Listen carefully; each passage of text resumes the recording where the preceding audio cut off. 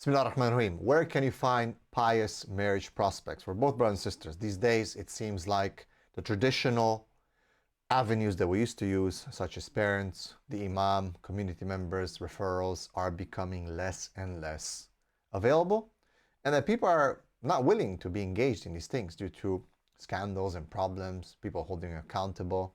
Things have changed. The world has changed. Now, we cannot compromise our traditional values. We cannot compromise even the traditional ways. I still believe 100% that parents have to come back and continue to helping their brothers and sisters, their own children, who are their brothers and sisters in Islam, to get married. Just the way they were helped when they got married, they need to help them. The imams in the masjid, they cannot just put their hands up and be like, hey, you know what, I don't want to have a problem because people come back to me and then cause problems. Hey, why did you recommend this person? Why did you recommend that person? These are the best ways. Okay, I always say, number one, family. Number two, the imam. Number three, referrals from people, families that you know. These are the best way. But what about if you cannot? What can you do today to find ways, still being within the Quran and Sunnah, online, in line, sorry, but online within the Quran and Sunnah? How do you do it? So online is a good thing because you can have access to the whole world.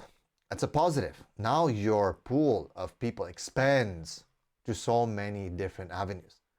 There's people overseas.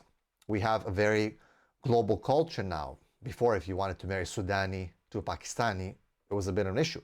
Today, could still be an issue because of cultural incompatibilities in certain things. But if the people are very, very good Muslims, and because maybe they're aware of the world culture, they could make it work as long as they prioritize Islam and Quran and Sunnah first. So possibilities have increased. Sahabas used to marry sometimes from different tribes. Sahabas sometimes used to marry from different cultures and ethnicities. As long as Islam is number one, things can work.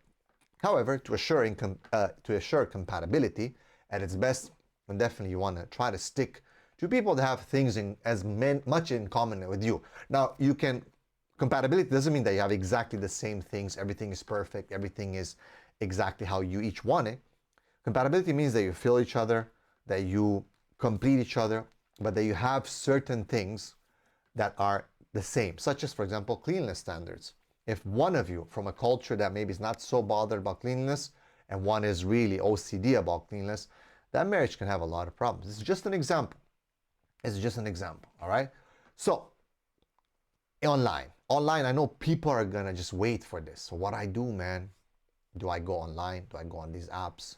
Which apps do I use? And so on and so forth.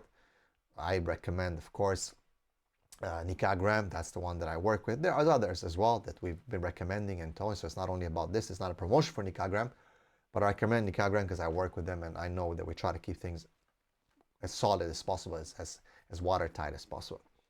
But there's so many out there, so many different apps, so many haram things that are happening. If you look at the Western approach of the du'at and the mashayikh and so on, again, hands off, but that opens up for the other people to come in and offer, obviously, something that's a very much needed service. So be careful who you deal with, be careful. But online, it could be a very, very open and great space to start and to find people all over the world. We live in a global village. You can travel all over the world. You have more access. Actually, it is in a way, in a sense, you have a bigger pool of marriageable brothers and sisters these days because the borders, even though they're there, they're more open.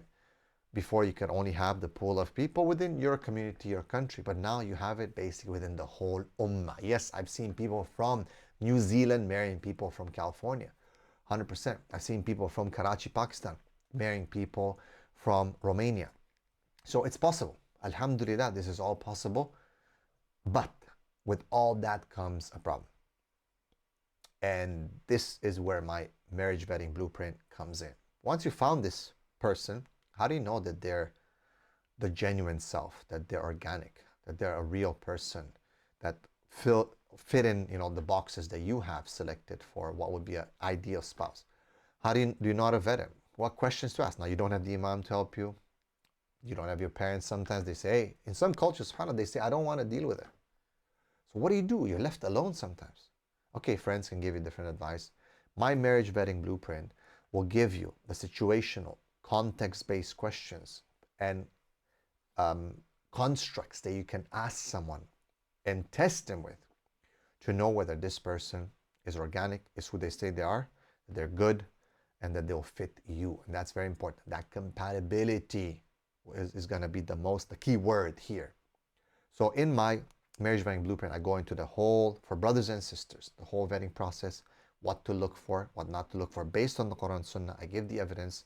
At the same time, you get the bonuses on communication within online platforms, how to keep it halal within the Quran Sunnah, in person when you meet, as well as you get the bonus PDFs that talk about 15 situational, circumstantial questions or basically considerations for someone when you talk to them. So imagine, brothers, you can have 15 points that you can vet your sister by, and sister, you have 15 points, inshallah, to vet your brothers. So, alhamdulillah, it is the 21st centuries, new times, but we do not compromise our consistency, our Quran, Sunnah. We have to stick to those traditional ways.